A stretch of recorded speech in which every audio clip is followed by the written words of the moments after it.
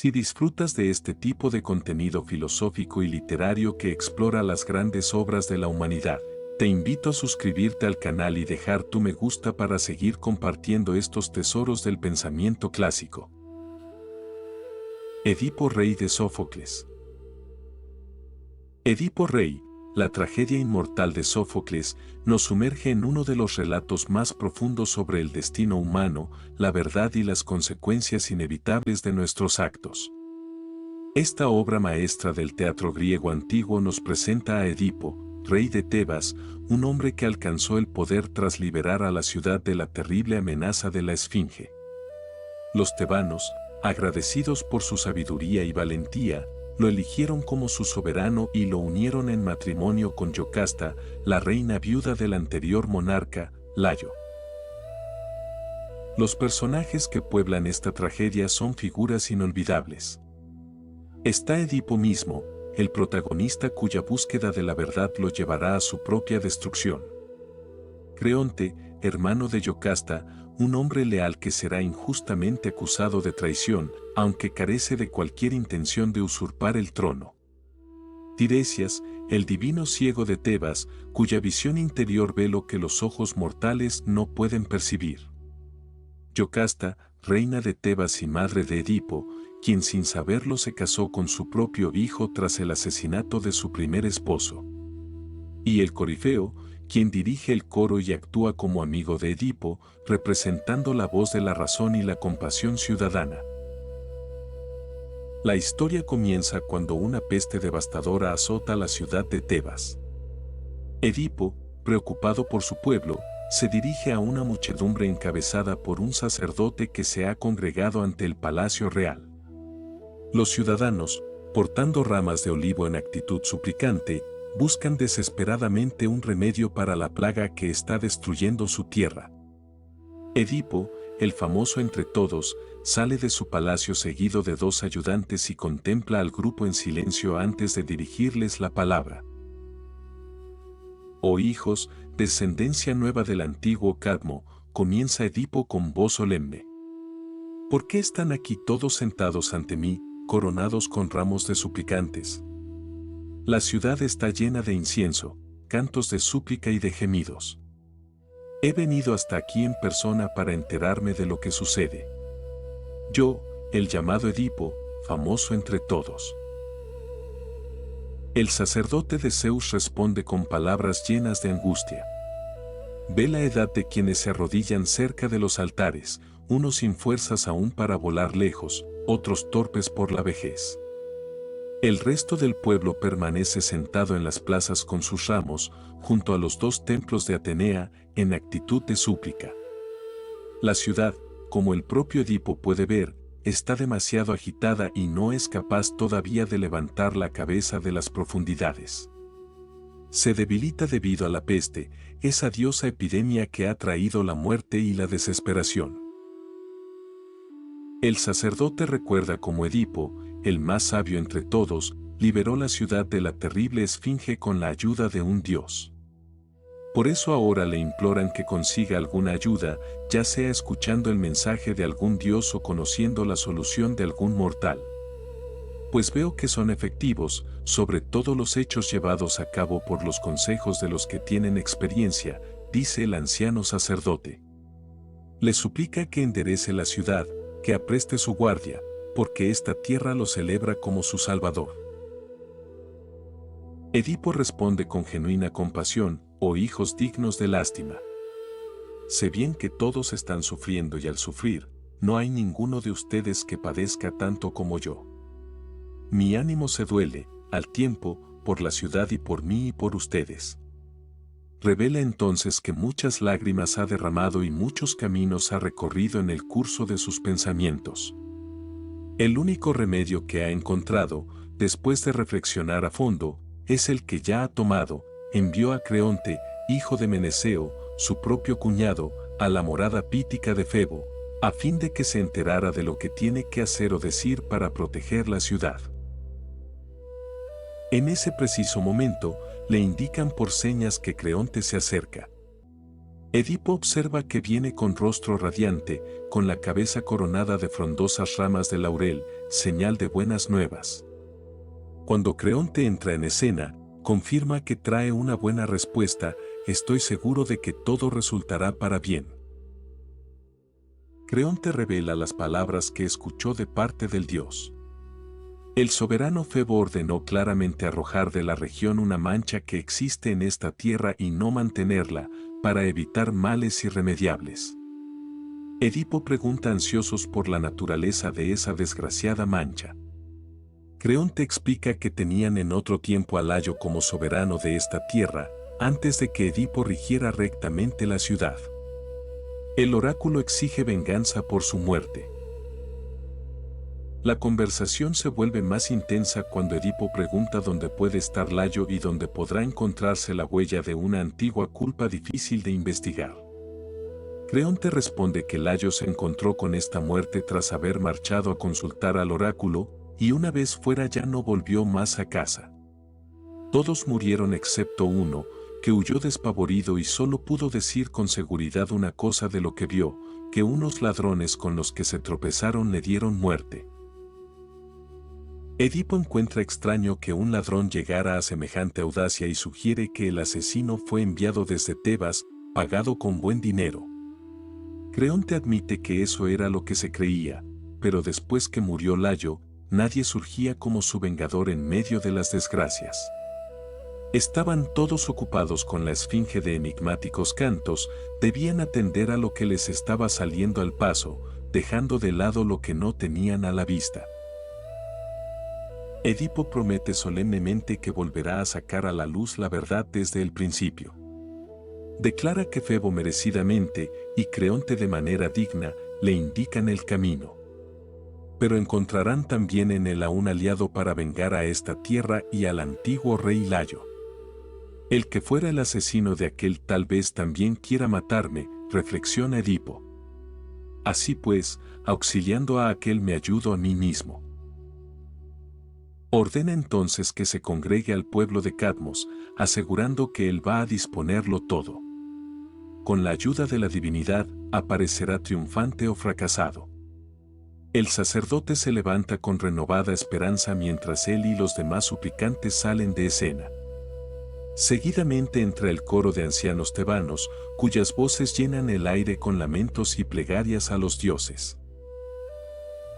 El coro invoca al dulce oráculo de Zeus, expresando cómo su ánimo está tenso por el miedo, temblando de espanto. Soportan dolores sin cuento, todo el pueblo está enfermo, la población perece en número incontable. Los hijos, abandonados, yacen en el suelo portadores de muerte. Esposas y canosas madres gimen por doquier en las gradas de los templos, en actitud de suplicantes, a causa de sus tristes desgracias. Así comienza esta tragedia monumental, donde la búsqueda de la verdad se convertirá en un viaje hacia el abismo del autoconocimiento. Edipo, el salvador de Tebas, el hombre que resolvió el enigma de la esfinge, está a punto de enfrentarse al enigma más terrible de todos, el de su propia identidad y su propio destino. La rueda del destino ha comenzado a girar, y nadie, ni siquiera el más sabio de los mortales, podrá detenerla. Por consejo de Creonte, Edipo manda llamar a Tiresias, el adivino ciego, para que ayude a esclarecer lo sucedido con el asesinato de Layo. El corifeo confirma que más que ningún otro, el noble Tiresias ve lo mismo que el mismísimo Febo, y de él se podría tener un conocimiento muy exacto. Edipo revela que, siguiendo las palabras de Creonte, ha enviado 2 mensajeros y le extraña que Tiresias no esté presente desde hace rato. El corifeo menciona que los demás rumores son ineficaces y pasados, refiriéndose a que se dijo que Layo murió a manos de unos caminantes, aunque nadie conoce al que lo vio. Finalmente, Tiresias entra en escena con los enviados por Edipo. Un niño le acompaña, guiando sus pasos ciegos. El corifeo anuncia que ahí está el que dejará al descubierto la verdad, el sagrado adivino, el único de los mortales en quien la verdad es innata. Edipo se dirige a él con respeto reverencial, oh Tiresias, que todo lo manejas, lo que debe ser enseñado y lo que es secreto, los asuntos del cielo y los terrenales. Aunque no ves, comprendes, sin embargo, de qué mal es víctima nuestra ciudad. Edipo reconoce a Tiresias como único defensor y salvador de Tebas. Le explica que Febo contestó a sus embajadores que la única liberación de esta plaga les llegaría si, después de averiguarlo correctamente, daban muerte a los asesinos de Layo o les hacían salir desterrados del país. Les suplica que se salve a sí mismo, que salve a la ciudad y que lo salve a él, librándolos de toda impureza originada por el muerto. Estamos en tus manos, declara Edipo. Que un hombre preste servicio con los medios de que dispone y es capaz es la más bella de las tareas. Pero la respuesta de Tiresias es inesperada y perturbadora. ¡Ay, ay! Qué terrible es tener clarividencia cuando de nada sirve al que la tiene. Yo lo sabía bien, pero lo he olvidado, de lo contrario no hubiera venido aquí. El adivino pide regresar a casa, sugiriendo que más fácilmente soportarán él lo suyo y Edipo lo suyo si le hace caso. Edipo insiste, argumentando que Tiresias no habla con justicia ni con generosidad para la ciudad que lo alimentó si le priva de su augurio. Tiresias responde con palabras crípticas, porque veo que tus palabras no son oportunas para ti, no vaya a ser que a mí me pase lo mismo. Hace ademán de retirarse, pero Edipo le suplica por los dioses que no se dé la vuelta si sabe algo, ya que todos los presentes se lo piden como suplicantes. Tiresias declara, todos han perdido el juicio. Yo nunca revelaré mis desgracias por no decir las tuyas. Esta negativa enfurece a Edipo, quien estalla, oh, el más malvado de los malvados. Pues tú llegarías a irritar incluso a una roca. ¿No hablarás de una vez sino que te vas a mostrar así de duro e inflexible? Tiresias responde que Edipo le ha reprochado su obstinación sin ver la que igualmente hay en él mismo. El diálogo se convierte rápidamente en una pelea verbal donde ambos se insultan. Edipo acusa a Tiresias de perjudicar a la ciudad, mientras el adivino replica que las cosas llegarán por sí mismas aunque él las proteja con el silencio. La tensión alcanza su punto máximo cuando Edipo, fuera de sí, declara, nada de lo que estoy advirtiendo dejaré de decir. Has de saber que parece que tú has ayudado a planear el crimen. Y si tuvieras vista diría que incluso este acto hubiera sido obra por entero tuya. Esta acusación terrible cruza la línea que Tiresias estaba dispuesto a tolerar. El adivino responde con una declaración devastadora, ¿de verdad? Y yo insisto en pedirte que permanezcas fiel a lo que has dicho antes y que no nos dirijas la palabra ni a estos ni a mí desde el día de hoy, porque tú eres el azote impuro de esta tierra. Edipo, incrédulo ante tal desvergüenza, pregunta de qué manera cree poder escapar a ella. Tiresias responde con calma terrible, ya lo he hecho, pues tengo la verdad como fuerza. Cuando Edipo pregunta quién le ha enseñado tal cosa, Tiresias responde, por ti, porque me impulsaste a hablar en contra de mi voluntad. Y entonces pronuncia las palabras que cambiarán todo, afirmo que tú eres el asesino del hombre acerca del cual estás investigando. Edipo no puede creer lo que escucha. Amenaza al adivino, diciéndole que no dirá impunemente 2 veces estos insultos. Pero Tiresias continúa, implacable, afirmo que tú has estado conviviendo muy vergonzosamente, sin advertirlo, con los que te son más queridos y que no te das cuenta en qué punto de desgracia estás. Edipo pregunta si Tiresias cree de verdad que va a seguir diciendo alegremente esto.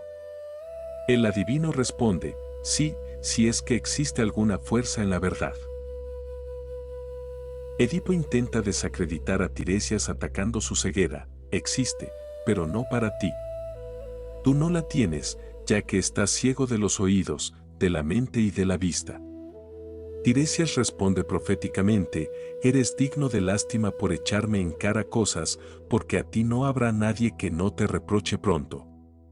Le dice que vive en una noche continua, de manera que ni a él ni a ninguno que vea la luz podría perjudicar nunca.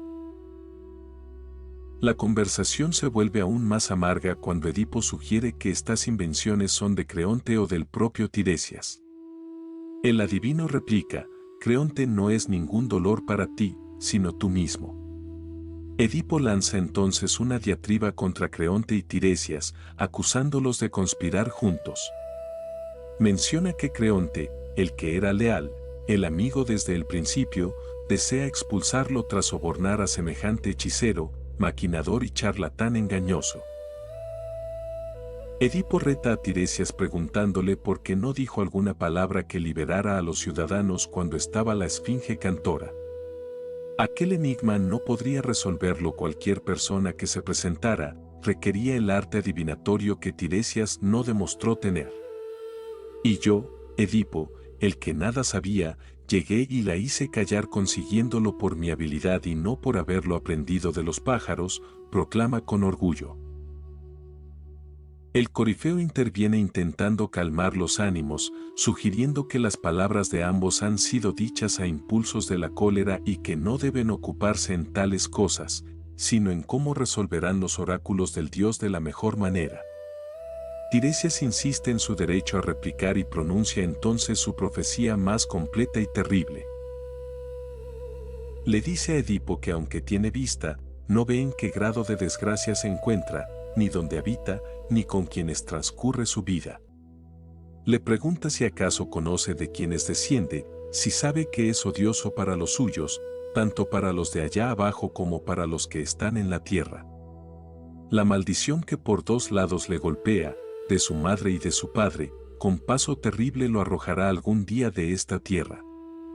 Y él, que ahora ve claramente, entonces estará en la oscuridad. Tiresias profetiza que ningún lugar será refugio de sus gritos cuando se dé cuenta del infausto matrimonio en el que vive y que no advierte la cantidad de otros males que lo igualarán a sus hijos. Después de esto, ultraja a Creonte y a mi palabra, concluye Tiresias, pues ningún mortal será aniquilado nunca de peor forma que tú. Edipo, furioso, pregunta si es tolerable escuchar esto y ordena al adivino que se vaya de inmediato. Tiresias responde que no hubiera venido si Edipo no lo hubiera llamado. Un intercambio final de palabras enigmáticas tiene lugar. Tiresias dice: yo soy tal cual te parezco, necio, pero para los padres que te engendraron era juicioso. Cuando Edipo pregunta quién le dio el ser, Tiresias responde críptico: este día te engendrará y te destruirá. Finalmente, Tiresias se despide con una última profecía: el hombre que Edipo busca con amenazas a causa del asesinato de Layo está aquí. Se dice que es extranjero establecido aquí, pero después saldrá a la luz que es tebano. Ciego, cuando antes tenía vista, y pobre en lugar de rico, se trasladará a tierra extraña tanteando el camino con un bastón. Será manifiesto que él mismo es, a la vez, hermano y padre de sus propios hijos, hijo y esposo de la mujer de la que nació, y de la misma raza, así como asesino de su padre. Tiresias se aleja y Edipo entra en palacio, profundamente perturbado pero aún sin comprender el verdadero significado de las palabras del adivino. El coro permanece en escena, cantando sobre el autor de aquellas acciones indecibles. Se preguntan quién será y reflexionan sobre cómo el sabio adivino los ha perturbado de manera terrible. Nunca han sabido qué motivo de disputa había entre los Labdácidas y el hijo de Pólibo que los haga ir contra la pública fama de Edipo como vengador. El coro declara que nunca, hasta ver que la profecía se cumpla, reprochará a Edipo, porque un día llegó contra él la terrible esfinge y quedó claro que era sabio y amigo para la ciudad. Por ello, en sus corazones nunca será culpable de maldad. Sin embargo, las semillas de la duda han sido plantadas y pronto darán frutos amargos. Entre los ancianos tebanos existe confusión por las palabras oscuras de Tiresias. En ese momento, Creonte aparece visiblemente indignado ante las acusaciones de conspiración que ha hecho Edipo. Se presenta ante los ciudadanos declarando que, habiéndose enterado de que el rey Edipo lo acusa con terribles palabras, se presenta sin poder soportarlo. Pues si cree haber sufrido de mi parte con palabras o con obra algo que le lleve a un perjuicio, no tengo deseo de una vida que dure mucho tiempo con esta fama, proclama Creonte con dignidad herida. El daño que le reporta esta acusación es gravísimo si es que va a ser llamado malvado en la ciudad y ante los amigos. El corifeo sugiere que tal vez Edipo haya llegado a este ultraje forzado por la cólera, más que intencionadamente. Creonte revela que Edipo dijo abiertamente que, persuadido por sus consejeros, el adivino decía mentiras. El corifeo no sabe con qué intención lo dijo, y tampoco conoce si Edipo lanzó esta acusación con la mirada y la mente rectas. En ese momento, Edipo sale del palacio y confronta directamente a Creonte con palabras llenas de acusación. ¿Tú, cómo has venido aquí? ¿Eres acaso persona de tanta osadía que has llegado a mi casa a pesar de que es evidente que tú eres el asesino de este hombre y un usurpador de mi soberanía? Le pregunta si se decidió actuar así por haber visto en él alguna cobardía o locura, o si pensaba que no descubriría que su acción se deslizaba con engaño. Creonte intenta defenderse pidiendo que Edipo lo escuche antes de juzgar. Pero Edipo responde que es diestro en el hablar mientras él es torpe para comprenderlo, porque ha descubierto que Creonte es hostil y molesto para él. Creonte replica: si crees que la presunción separada de la inteligencia es un bien, no razonas bien. Edipo contraataca: si crees que perjudicando a un pariente no sufrirás la pena, no razonas correctamente. El diálogo se convierte en un intenso intercambio donde Creonte pregunta qué perjuicio dice Edipo que ha recibido. Edipo le recuerda que fue Creonte quien lo persuadió de enviar a buscar al venerable adivino. Creonte admite que sigue pensando que fue el mejor consejo.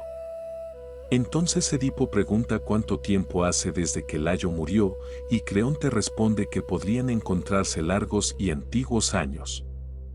Edipo continúa interrogándolo: ¿ejercía entonces su arte ese adivino? Creonte confirma que sí, tan sabiamente como antes y honrado por igual. Edipo señala que Tiresias no lo mencionó para nada en aquel tiempo, al menos cuando Creonte estaba presente. Admite que hicieron investigaciones acerca del muerto pero no consiguieron nada. Entonces pregunta lo crucial: ¿cómo es que ese sabio no dijo entonces estas cosas? Creonte responde honestamente: no lo sé. De lo que no comprendo, prefiero guardar silencio. Edipo lanza su acusación definitiva: solo lo que sabes podrías decirlo con total conocimiento, que si no hubiera estado acordado contigo, Tiresias no hubiera hablado de la muerte de Layo a mis manos. Creonte, manteniendo la calma, considera justo informarse de Edipo lo mismo que ahora él lo ha hecho de él. Pregunta si Edipo está casado con su hermana, si gobierna el país administrándolo con igual poder que ella, si lo que Yocasta desea lo obtiene todo de él, y si no es cierto que en tercer lugar Creonte se iguala a ellos dos. Edipo confirma todo esto y añade: por eso precisamente resulta ser un mal amigo. Pero Creonte desarrolla entonces un argumento lógico y convincente. Pide que Edipo considere primeramente si cree que alguien preferiría gobernar entre temores a dormir tranquilo, teniendo el mismo poder. Por lo que a él respecta, no tiene más deseo de ser rey que de actuar como si lo fuera, ni ninguna otra persona que sepa razonar. Creonte explica que ahora lo obtiene todo de Edipo sin temor, pero si fuera él mismo quien gobernara, haría muchas cosas también contra su voluntad. ¿Cómo pues iba a ser para él más grato el poder absoluto que un mando y un dominio exentos de sufrimientos? Aún no está tan mal aconsejado como para desear otras cosas que no sean los honores acompañados de provecho. Actualmente todos lo saludan y lo reciben con cariño. Los que ahora tienen necesidad de Edipo lo halagan a él, Creonte, pues en esto está para ellos el obtener todo. ¿Cómo iba yo pues a pretender aquello desprendiéndome de esto? pregunta Creonte. Una mente que razona bien no puede volverse torpe. No soy, por tanto, amigo de esta idea ni soportaría nunca a la compañía de quien lo hiciera. Como prueba de su inocencia, sugiere que Edipo vaya a Delfos y se entere si le ha anunciado fielmente la respuesta del oráculo. Y otra cosa, si lo sorprende habiendo tramado algo en común con el adivino, que lo condene a muerte no por un solo voto, sino por dos, por el de Edipo y el suyo propio. Creonte concluye con palabras de sabiduría: no es justo considerar sin fundamento a los malvados honrados ni a los honrados malvados. Afirmo que es igual rechazar a un buen amigo que a la propia vida, a la que se estima sobre todas las cosas. Con el tiempo podrás conocer que esto es cierto, ya que solo el tiempo muestra al hombre justo mientras que podrías conocer al perverso en un solo día. El corifeo interviene diciendo: bien habló el Señor, pues los que se precipitan no son seguros para dar una opinión. Pero Edipo, consumido por la sospecha, argumenta que cuando el que conspira avanza con rapidez, preciso es que también él mismo planee con la misma rapidez. Si espera sin moverse, los proyectos de Creonte se convertirán en hechos y los suyos en frustraciones. Creonte pregunta qué pretende Edipo entonces, si acaso arrojarlo fuera del país. Edipo responde con dureza: en modo alguno, que mueras quiero, no que huyas. El intercambio se vuelve más agrio. Creonte pregunta cuándo explicará Edipo de dónde viene tanto odio. Edipo pregunta si Creonte quiere decir que no le obedecerá, a lo que Creonte responde que no porque ve que Edipo no razona con cordura. Edipo insiste en que razona al menos en lo que le afecta, pero Creonte replica que es preciso que lo haga también en lo suyo. El conflicto alcanza un punto crítico cuando Edipo exclama: «Oh ciudad, ciudad», y Creonte responde: «También a mí me interesa la ciudad, no solo a ti». En ese momento crucial, el corifeo interviene anunciando que justo a tiempo sale de palacio Yocasta, con quien deben dirimir la disputa que están sosteniendo. Yocasta sale de palacio y pregunta por qué han comenzado esta discusión, si no les da vergüenza ventilar cuestiones particulares estando como está sufriendo la ciudad. Creonte le explica que su esposo Edipo pretende llevar a cabo decisiones terribles respecto a él, habiendo elegido entre dos calamidades: o desterrarlo de la patria o, tras hacerlo prisionero, matarlo. Edipo confirma que ha sorprendido a Creonte tramando contra su persona con mañas ruines. Creonte jura solemnemente que no sea feliz, sino que perezca maldito si he realizado contra ti algo de lo que me culpas. Yocasta suplica a Edipo por los dioses que obedezca, que sienta respeto ante un juramento en nombre de los dioses y también por respeto a ella y a los presentes. El coro se une a la súplica pidiendo a Edipo que ceda, que respete al que nunca antes fue necio y ahora es fuerte en virtud del juramento. Edipo pregunta en qué quieren que ceda, y el corifeo le explica que nunca lance una acusación de deshonra a un pariente obligado por su propio juramento por un rumor poco probado. Edipo entiende que están buscándole la ruina o su destierro del país. Finalmente, aunque lleno de odio, Edipo cede pero advierte que Creonte, en donde se encuentre, será objeto de su aborrecimiento. Creonte se despide diciendo: «Es evidente que lleno de odio cedes y estarás molesto cuando termines de estar airado». Y se aleja de la escena, dejando a Edipo con Yocasta y el coro. El coro pregunta a Yocasta qué está esperando para llevar a Edipo a palacio. Ella desea conocer qué es lo que ocurre. El coro explica que una oscura sospecha surgió de unas palabras, pero también les desgarra lo que puede ser injusto. El corifeo sugiere que, estando atormentado el país, es suficiente que se quede el asunto allí donde acabó. Pero Edipo replica que aunque el corifeo es hombre honesto en su intención, haciendo caso omiso y embotando su corazón, ha llegado a un punto peligroso. El coro responde con lealtad que nunca ha querido abandonar a Edipo, quien dirigió con justicia el rumbo del querido país cuando estaba sacudido entre desgracias. Le piden que llegue a ser también ahora un buen guía si puede. Yocasta, en nombre de los dioses, pregunta a Edipo por qué asunto ha concebido semejante enojo. Edipo responde que hablará porque a ella la venera más que al coro. La causa es Creonte y la clase de conspiración que ha tramado contra él. Yocasta pide que hable claramente para denunciar el motivo de la querella. Edipo revela, dice que yo soy el asesino de Layo. Yocasta pregunta si lo conoce por sí mismo o por haberlo oído decir a otro. Edipo explica que ha hecho venir a un desvergonzado adivino, ya que su boca, por lo que a él en persona concierne, está completamente libre. Entonces Yocasta pronuncia palabras que cambiarán el curso de los acontecimientos. Tú ahora escúchame y aprende que nadie que sea mortal domina el arte adivinatorio. La prueba de esto te la mostraré en pocas palabras.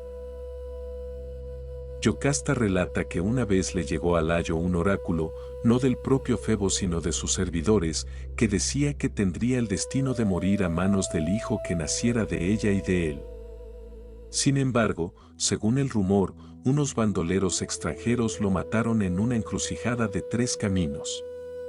Por otra parte, no habían pasado 3 días desde el nacimiento del niño cuando Layo, después de atarle juntas las articulaciones de los pies, lo arrojó por la acción de otros a un monte infranqueable. Por tanto, concluye Yocasta, Apolo ni cumplió que el niño llegara a ser asesino de su padre, ni que Layo sufriera a manos de su hijo la desgracia que él temía. Afirmo que los oráculos habían declarado tales cosas.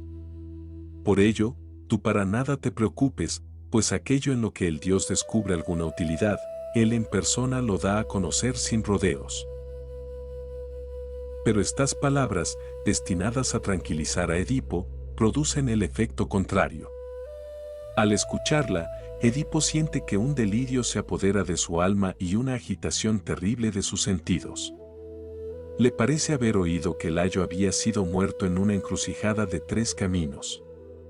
Yocasta confirma que se dijo así y así fue.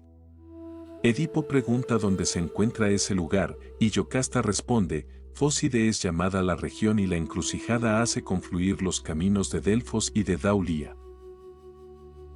Edipo pregunta cuánto tiempo ha transcurrido desde estos acontecimientos.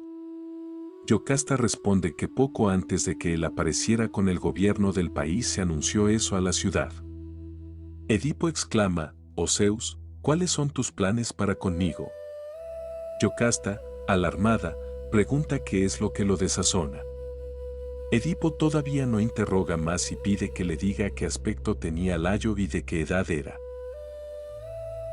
Yocasta describe, era fuerte, con los cabellos desde hace poco encanecidos y su figura no era muy diferente de la tuya. Edipo grita, ¡ay de mí, infortunado! Parece que acabo de precipitarme a mí mismo sin saberlo en terribles maldiciones. Yocasta, sin atreverse a dirigirle la mirada, pregunta cómo dice eso. Edipo se pregunta con angustia si el adivino estaba en lo cierto, y pide que Yocasta le revele una cosa más. Aunque siente temor, Yocasta promete contestar a lo que le pregunte si lo sabe. Edipo pregunta si Layo iba de incógnito o con una escolta numerosa cual corresponde a un rey. Yocasta responde, eran 5 en total. Entre ellos había un heraldo. Solo un carro conducía a Layo. Edipo exclama, ¡ay, ay! Esto ya está claro. Pregunta quién fue el que entonces les anunció las nuevas. Yocasta explica que un servidor que llegó tras haberse salvado solo él. Edipo pregunta si se encuentra ahora en palacio, pero Yocasta revela que no. Cuando llegó de allí y vio que Edipo regentaba el poder y que Layo estaba muerto, le suplicó encarecidamente, cogiéndole la mano, que le enviara a los campos y al pastoreo de rebaños para estar lo más alejado posible de la ciudad.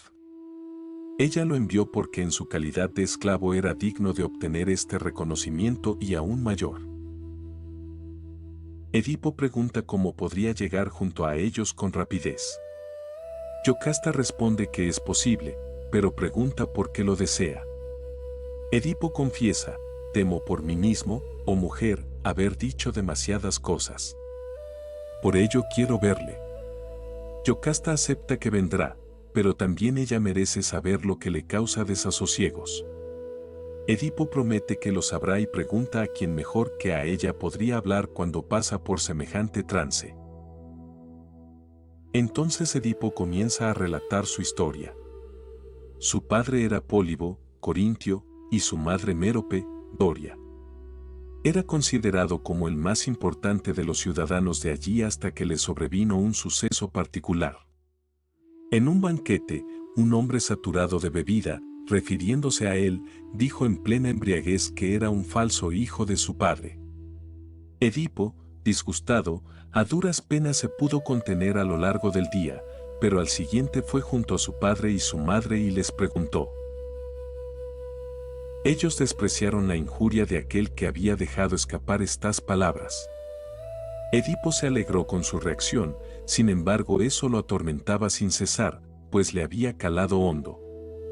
Sin que sus padres lo supieran, se dirigió a Delfos, y Febo lo despidió sin atenderle en aquello por lo que llegó. En lugar de ello le anunció terribles y desgraciadas calamidades, que estaba destinado a unirse a su madre, que traería al mundo una descendencia insoportable de ver para los hombres, y que sería asesino del padre que le había engendrado. Después de oír esto, Edipo huyó de Corinto, huyendo de aquel destino. En su caminar llegó a ese lugar donde Yocasta afirma que murió el rey.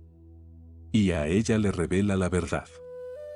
Cuando en su viaje estaba cerca de ese triple camino, un heraldo y un hombre como ella describe, montado sobre un carro tirado por potros, le salieron al encuentro.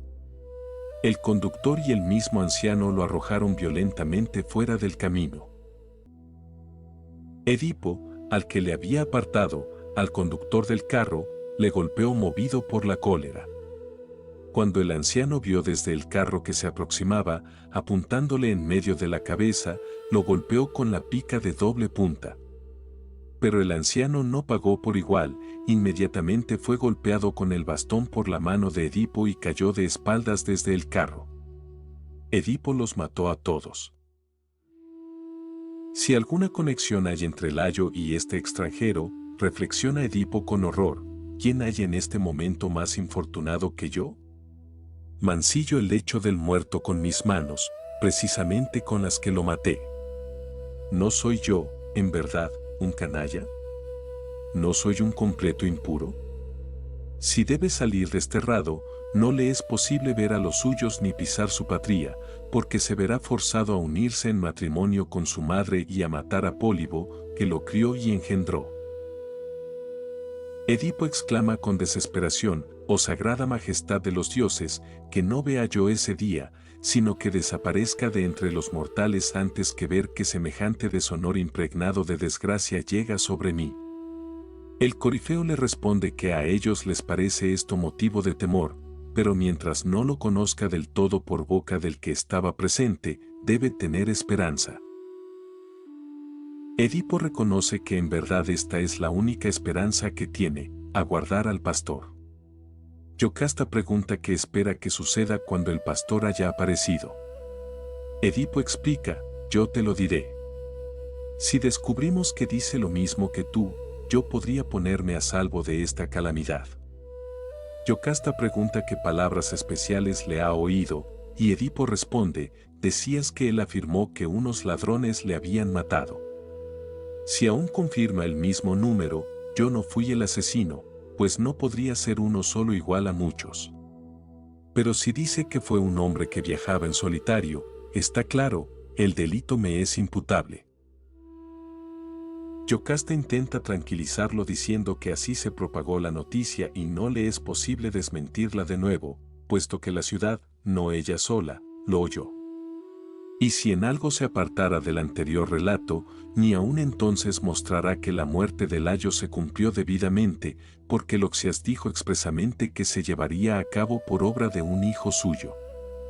Sin embargo, aquel infeliz nunca le pudo matar porque él mismo murió antes. De modo que en materia de adivinación yo no podría dirigir la mirada ni a un lado ni a otro, concluye Yocasta. Edipo reconoce que hace un sensato juicio, pero no obstante pide que envíe a alguien para que haga venir al pastor y no lo descuide. Ambos entran en palacio mientras el coro canta sobre la insolencia que produce al tirano, sobre cómo la insolencia, si se harta en vano de muchas cosas que no son oportunas ni convenientes, subiéndose a lo más alto, se precipita hacia un abismo de fatalidad. El coro reflexiona sobre las acciones que se comportan orgullosamente, sin sentir temor de la justicia ni respeto ante las moradas de los dioses. Piden que un funesto destino alcance a quien no saca con justicia provecho y no se aleja de los actos perjudiciales. Se preguntan si las acciones impías son dignas de honores, ¿por qué deberían participar en los coros? Lamentan que se diluyan los antiguos oráculos acerca del ayo, extinguiéndose, y que Apolo no se manifieste en modo alguno con honores, mientras los asuntos divinos se pierden. Yocasta sale de palacio acompañada de servidoras. Se le ha ocurrido la idea de acercarse a los templos de los dioses con coronas y ofrendas de incienso en las manos.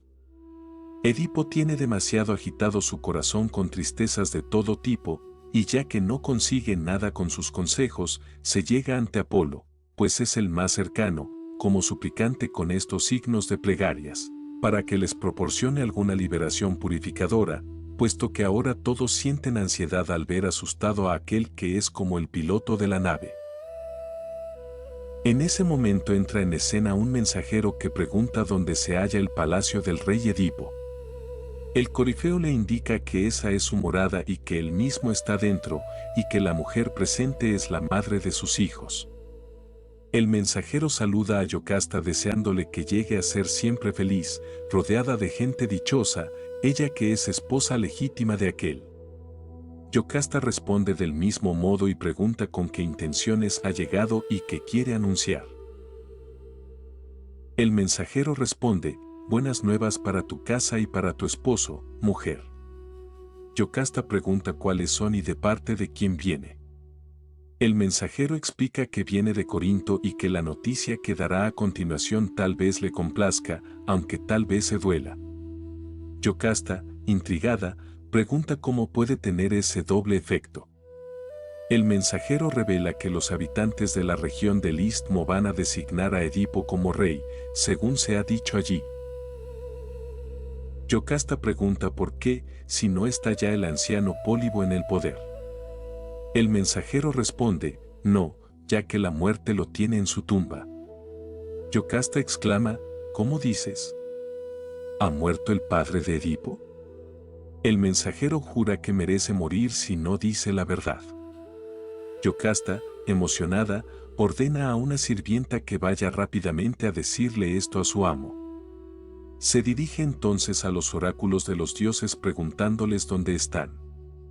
Edipo huyó hace tiempo por el temor de matar a ese hombre, y ahora él ha muerto por el azar y no a manos de aquel. Edipo sale de palacio preguntando a Yocasta por qué lo ha mandado venir desde palacio. Yocasta le pide que escuche a este hombre y observe a lo que han quedado los respetables oráculos del dios. Edipo pregunta quién es el mensajero y qué le tiene que comunicar. Yocasta explica que viene de Corinto para anunciar que su padre Pólibo no está ya vivo, sino que ha muerto. Edipo se dirige al mensajero pidiéndole que se lo anuncie él mismo. El mensajero confirma claramente que aquel ha muerto. Edipo pregunta si fue por una emboscada o como resultado de una enfermedad. El mensajero responde que un pequeño quebranto rinde los cuerpos ancianos. Edipo comprende que a causa de enfermedad murió el desdichado, al parecer, y por haber vivido largos años.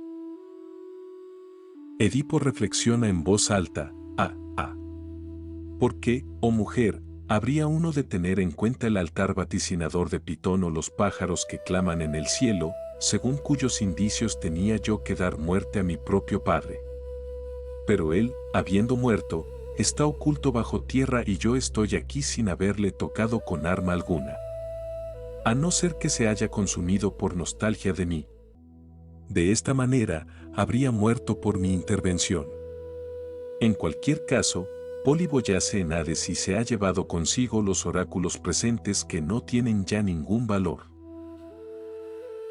Yocasta le recuerda que ella se lo decía desde antes. Edipo admite que lo decía, pero él se dejaba guiar por el miedo. Yocasta le dice que ahora no tome en consideración ya ninguno de ellos. Pero Edipo pregunta cómo no va a temer al lecho de su madre.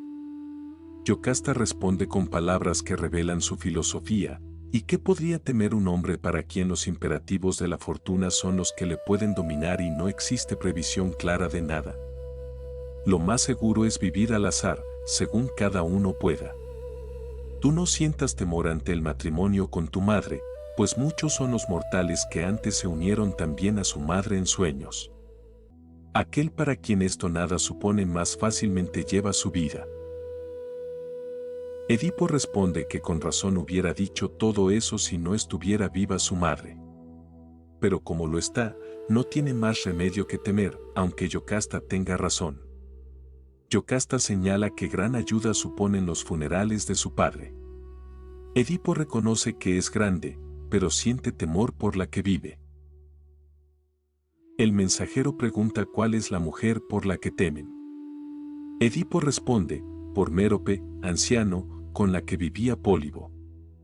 El mensajero pregunta qué hay en ella que los induzca al temor. Edipo revela que un oráculo terrible de origen divino, Loxias, afirmó hace tiempo que él había de unirse con su propia madre y coger en sus manos la sangre de su padre. Por este motivo habita desde hace años muy lejos de Corinto, feliz, pero sin embargo es muy grato ver el semblante de los padres. El mensajero pregunta si acaso por temor a estas cosas estaba desterrado de allí. Edipo confirma que por el deseo de no ser asesino de su padre, anciano. El mensajero entonces dice, ¿por qué no te he liberado yo de este recelo, Señor, ya que bien dispuesto llegué? Edipo responde que en ese caso recibiría de él digno agradecimiento. El mensajero revela, por esto he venido sobre todo, para que en algo obtenga un beneficio cuando tú regreses a palacio.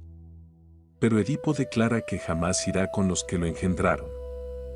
El mensajero exclama, oh hijo, es bien evidente que no sabes lo que haces.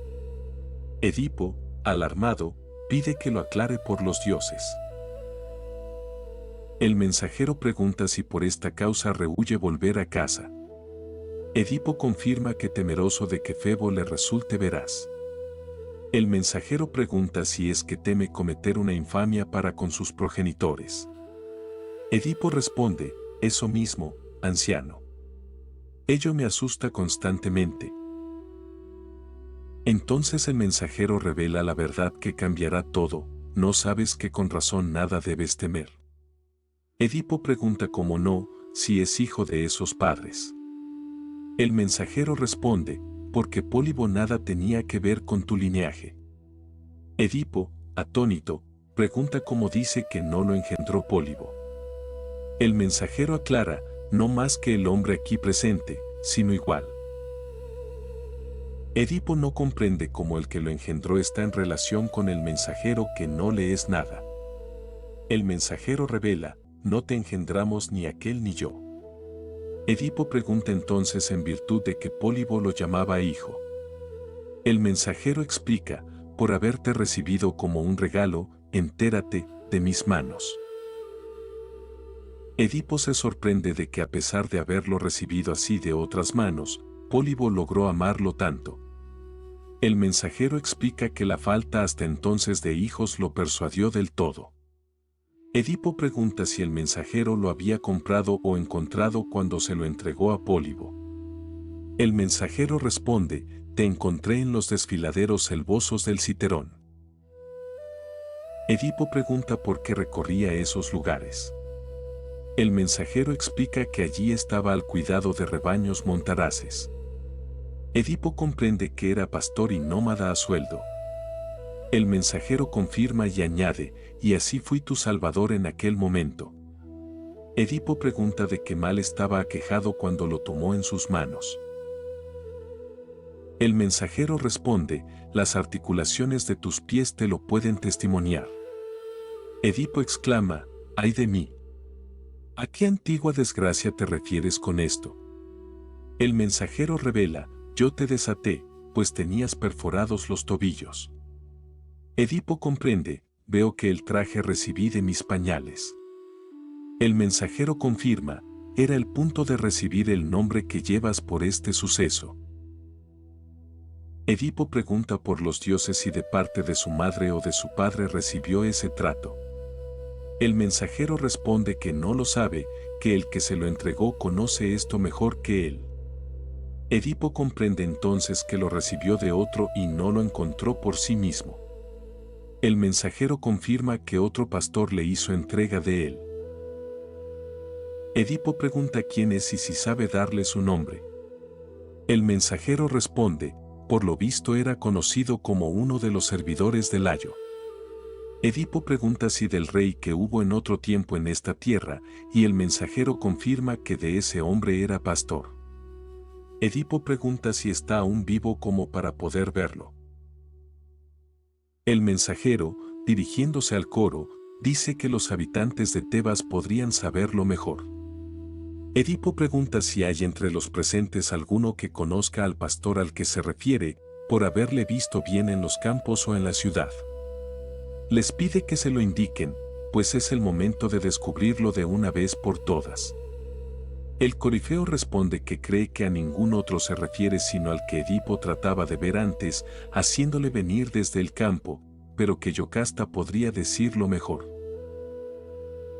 Edipo se dirige a su esposa preguntándole si conoce a aquel que hace poco deseaban que se presentara, si es a él a quien el mensajero se refiere. Pero Yocasta, que ha comprendido ya la terrible verdad, responde con desesperación, ¿y qué nos va lo que dijo acerca de un cualquiera? No hagas ningún caso. No quieras recordar inútilmente lo que ha dicho. Edipo insiste, sería imposible que con tales indicios no descubriera yo mi origen. Yocasta le suplica, no, por los dioses. Si en algo te preocupa tu propia vida, no lo investigues. Es bastante que yo esté angustiada. Edipo intenta tranquilizarla diciendo que aunque él resulte esclavo, hijo de madre esclava por 3 generaciones, ella no aparecerá innoble. Pero Yocasta le ruega, no obstante, obedéceme. Te lo suplico. No lo hagas. Edipo responde que no podría obedecerla en dejar de averiguarlo con claridad. Yocasta, sabiendo bien que es lo mejor para él, habla intentando protegerlo.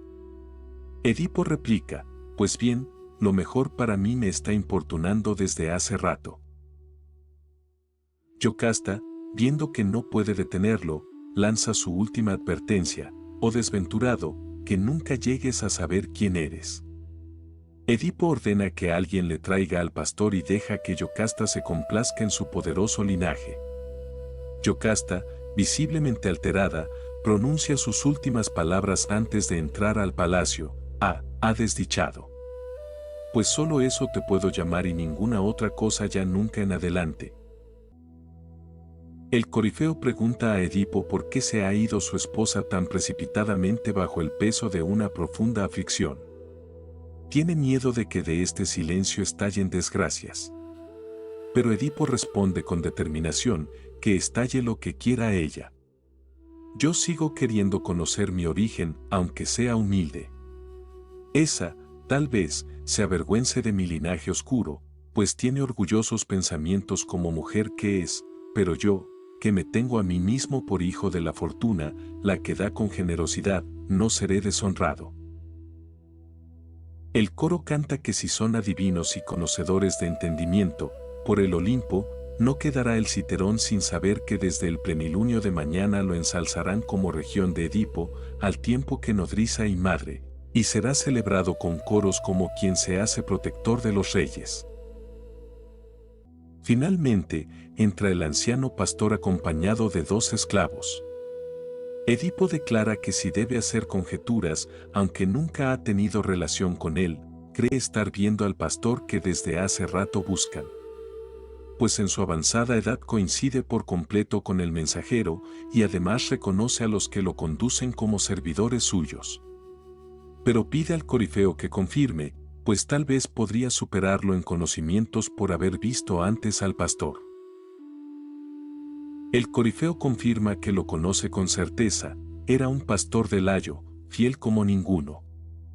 Edipo pregunta al mensajero corintio si es de ese de quien hablaba, y el mensajero confirma que es el que contempla. Edipo se dirige entonces al anciano pastor pidiéndole que se acerque y que, mirándolo, conteste a cuanto le pregunte. Le pregunta si perteneció en otro tiempo al servicio de Layo. El servidor confirma que sí, como esclavo no comprado sino criado en la casa. Edipo pregunta en qué clase de trabajo se ocupaba o en qué tipo de vida. El servidor responde que la mayor parte de su vida condujo rebaños. Edipo pregunta en qué lugares habitaba sobre todo, y el servidor responde que una vez en el Citerón, otras en lugares colindantes. Edipo pregunta si es consciente de haber conocido allí al mensajero en alguna parte. El servidor pregunta en qué se ocupaba y a qué hombre se refiere. Edipo aclara que al que está presente, si tuvo relación con él alguna vez. El servidor responde que no como para poder responder rápidamente de memoria. El mensajero interviene diciendo que no es nada extraño y que refrescará claramente la memoria del que no lo reconoce. Está bien seguro de que se acuerda cuando, en el monte Citerón, el servidor con doble rebaño y él con uno, convivieron durante 3 periodos enteros de 6 meses, desde la primavera hasta Arturo. Ya en el invierno él llevaba sus rebaños a los establos y el servidor a los apriscos de Layo. Pregunta si cuenta lo que ha sucedido o no. El servidor admite que dice la verdad, pero ha pasado un largo tiempo. El mensajero entonces pregunta directamente, dime ahora, ¿recuerdas que entonces me diste un niño para que yo lo criara como un retoño mío? El servidor pregunta qué ocurre y por qué se informa de esta cuestión. El mensajero revela, este es, querido amigo, el que entonces era un niño. El servidor, alarmado, responde, así te pierdas. No callarás. Edipo interviene diciéndole que no reprenda al mensajero, ya que son las palabras del servidor, más que las del otro, las que requieren un reprensor. El servidor pregunta en qué ha fallado, o el mejor de los amos. Edipo responde, no hablando del niño por el que éste pide información. El servidor insiste, habla y no sabe nada, sino que se esfuerza en vano. Edipo advierte, tú no hablarás por tu gusto y tendrás que hacerlo llorando. El servidor suplica, por los dioses, no maltrates a un anciano como yo. Edipo ordena, ¿no le atará a alguien las manos a la espalda cuanto antes? El servidor pregunta desdichado por qué y qué más desea enterarse. Edipo pregunta si le entregó al niño por el que pregunta el mensajero. El servidor responde, lo hice yo. Ojalá hubiera muerto ese día. Edipo advierte, pero a esto llegarás si no dices lo que corresponde. El servidor replica, me pierdo mucho más aún si hablo. Edipo insiste en que el hombre se dispone a dar rodeos. El servidor cede, no, yo no, pues ya he dicho que se lo entregué. Edipo pregunta de dónde lo había tomado, si era de su familia o de algún otro. El servidor responde, mío no, lo recibí de uno. Edipo pregunta de cuál de los ciudadanos y de qué casa. El servidor suplica, no, por los dioses, no me preguntes más, mi señor. Edipo advierte, estás muerto si te lo tengo que preguntar de nuevo.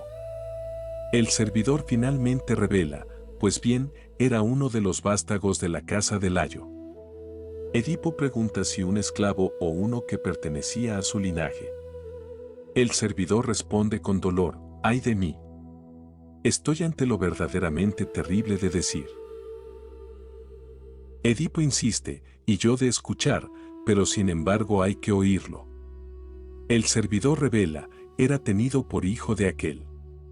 Pero la que está dentro, tu mujer, es la que mejor podría decir cómo fue. Edipo pregunta si ella se lo entregó, y el servidor confirma que sí. Edipo pregunta con qué fin, y el servidor responde, para que lo matara. Edipo, horrorizado, pregunta, ¿habiéndolo engendrado ella, desdichada? El servidor explica, por temor a funestos oráculos. Edipo pregunta a cuáles se refiere. El servidor revela, se decía que él mataría a sus padres. Edipo pregunta entonces cómo en ese caso el servidor lo entregó al anciano mensajero. El servidor responde, por compasión, oh Señor, pensando que se lo llevaría a otra tierra de donde él era. Y éste lo salvó para los peores males. Pues si eres tú, en verdad, quien él asegura, sabe que has nacido con funesto destino. Edipo grita, ¡ay, ay! Todo se cumple con certeza. Oh luz del día, que te vea ahora por última vez. Yo que he resultado nacido de los que no debía, teniendo relaciones con los que no podía, y habiendo dado muerte a quienes no tenía que hacerlo. Y entra desesperado en palacio. El coro lamenta la descendencia de mortales y reflexiona sobre cómo consideran que viven una vida igual a nada. Teniendo este destino Edipo, o infortunado, nada de los mortales tienen por dichoso. Recuerdan cómo tras disparar el arco con incomparable destreza, consiguió una dicha por completo afortunada, como hizo perecer a la doncella de corvas garras, cantora de enigmas, y se alzó como un baluarte contra la muerte. Gracias por haber llegado al final del audiolibro, y muchas gracias por el apoyo al canal.